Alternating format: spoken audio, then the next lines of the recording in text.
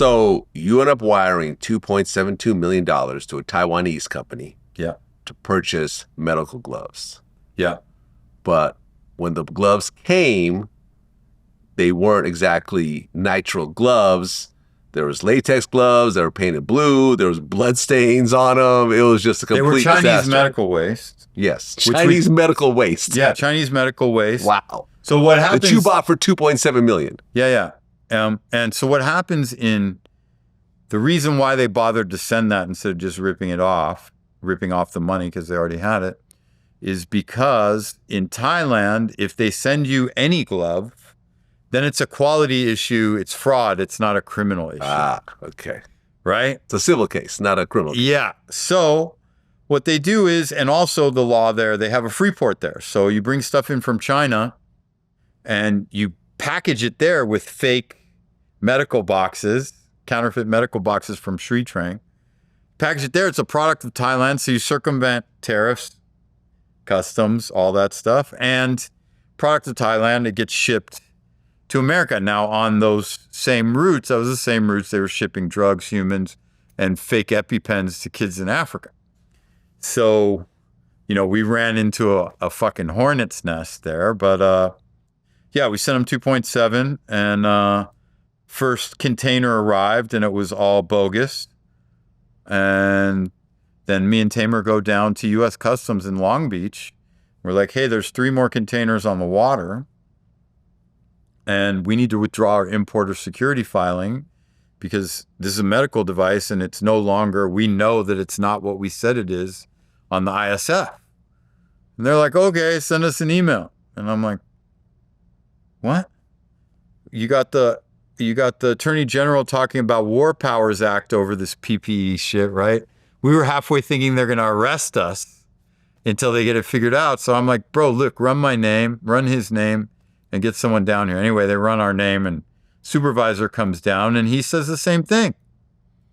He's like, yeah, just write an email there. So we write an email. They don't even give you a return response. So we write them an open email that we publish also, telling them because we want proof that we tried to do the right thing, and they do nothing. And then King and Spalding, who was Drop-In's lawyer we were trying to lobby to get states and federal government to use the technology for 911 and child protective services and parole. So, hey, you don't have to go out and drive anymore.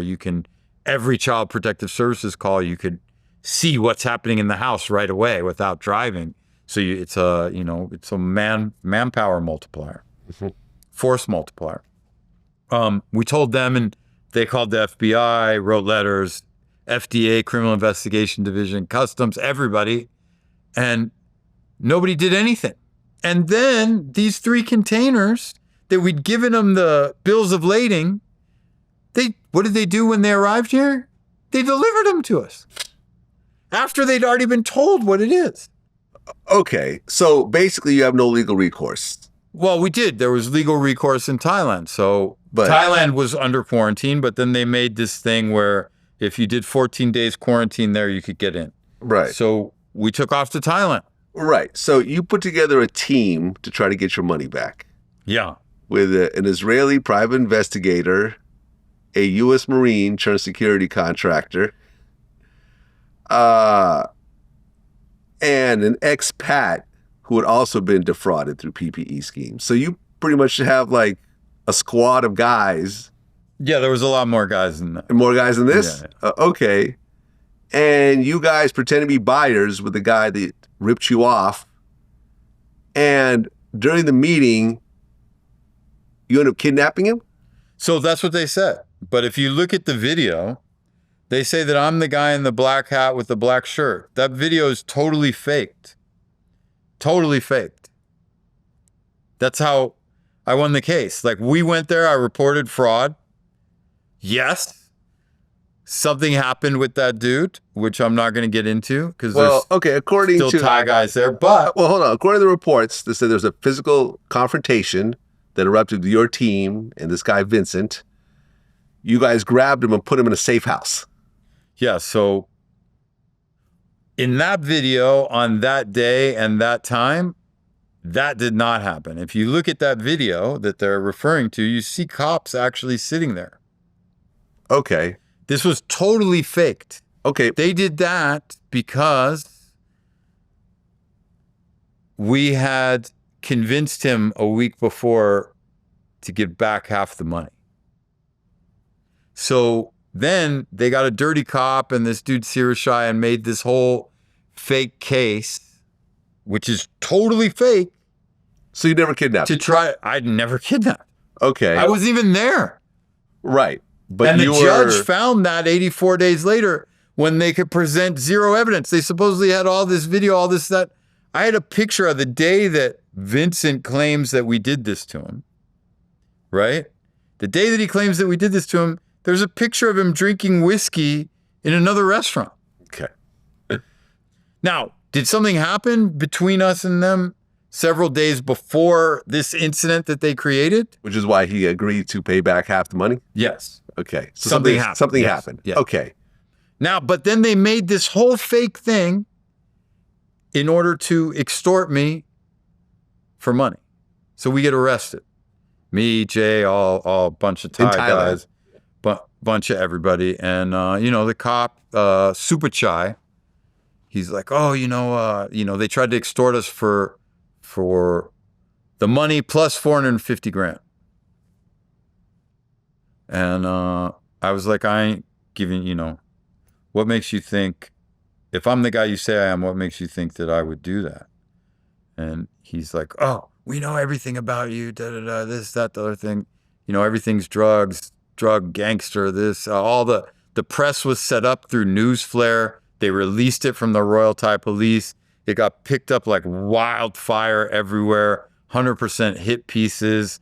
Nobody fucking asking. Everybody, even Grant Peck from the AP, wrote asking for comment. I wrote him back right away. I said, yeah, I have comment and I have evidence. All of them. They fucking all just ignored it. I even have an email from them that proves it. Hey, I'm sorry. Usually people don't write us back. I just didn't check, but you did. You answered right away. Tons of fucking, all just their bullshit.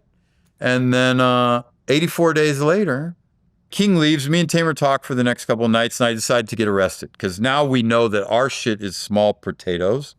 We also know that on the cosmic scale of things, this has scale that's similar to what we did in drugs, and that Thailand is shipping into the American medical system using its military and less than reputable members of the Chinese mafia, Chen family, to ship medical waste into the United States every month more than their annual production capacity. That's how much it was. I mean, hundreds of millions of gloves, billions of gloves. So we're like, okay, me and Tamer figured the embassy is going to come the minute a U.S. citizen gets arrested, and I'll give them all this information. I'll get flown out of here on a plane with no tail number, right? Embassy still hasn't come to see me. King's the one who did get us all bail Monday morning. And then, we had to stay there for 84 days because it was attempted murder charge. And at the end of 84 days, the judge said, well, where's the evidence? And they had none because it wasn't me in the video. That whole video that they made all these stories out of and everything was totally fucking fraud. Right. Ultimately, Thailand did not prosecute. Yeah. And released me. And released and you. Jeremy and all of us. Now, the 2.72 million. How much of that did you get back? We got back half. Okay, so you got the half back. But I guess he still tried to, get that half back from you? By getting you that's arrested? why they did all that. Got it. But ultimately, you get to keep your half. Yeah, but, bro, with the expenses and the fact that my tech company lost 60% of its customers overnight when that press came out, and then trying to follow up lawsuits against all this press when I got back, it was a huge net loss for me. It crashed my tech company to the point where it didn't exist anymore. And, on a personal financial thing, it was just worse than starting at zero. It was, all the drug trafficker shit was back. It was no longer rehabilitation. It was violence. It was, just all the horrible human stuff, you know, and so I had to start over, not just financially, but rehabilitation wise. Yeah. Well, Lewis, quite a story. Ups and downs, wins and losses, but you know, you're still here, 55 years old, you look great, you're healthy, pulled up in a Bentley, live in Beverly Hills, so things aren't so bad these days. I'm lucky my friend loaned me a car to come out here. Well, appreciate you sharing your story, man. Wish you all the best, and I feel like your story's far from over. Thank you. I had That's a great what it time. is. Thanks for having me. Until next time. All right, Peace. brother.